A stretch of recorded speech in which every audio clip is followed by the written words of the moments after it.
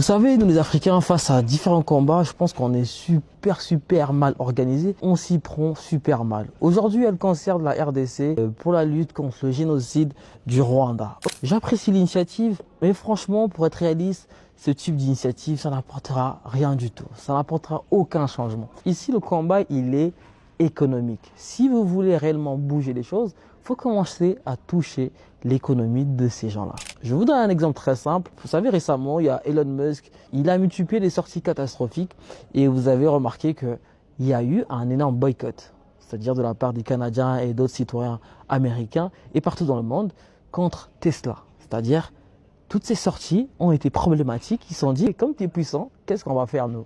Nous, on va arrêter de consommer ce que tu produis. Et c'est là le vrai boycott. On sait tous qui a les ficelles de ces génocides-là. Il y a pas mal de gros noms, de grosses sociétés qui sont derrière tout cela. Est-ce que nous boycottons réellement ces sociétés-là? Aujourd'hui, je ne dis pas qu'il faut arrêter d'acheter un téléphone, ou on n'a plus besoin de téléphone, ou bien il faut jeter nos téléphones. Mais par exemple, là, je vous donne un exemple. Récemment, j'étais avec un pseudo panafricaniste. Il avait un iPhone 16. Est-ce que je te rends compte que en boycottant, par exemple, la nouvelle sortie d'un nouveau téléphone, ça peut contribuer réellement à un changement? Il avait un iPhone 16, il avait un iPhone 14. Le mec, je lui pose la question, je lui dis, mais écoute, mais est-ce que tu étais réellement dans le besoin d'acheter ce iPhone? Il me dit, ouais, mais ouais, la qualité de photo, elle est waouh, elle est magnifique. Ok, les gars, est-ce que vous vous rendez compte des enjeux qu'il y a derrière?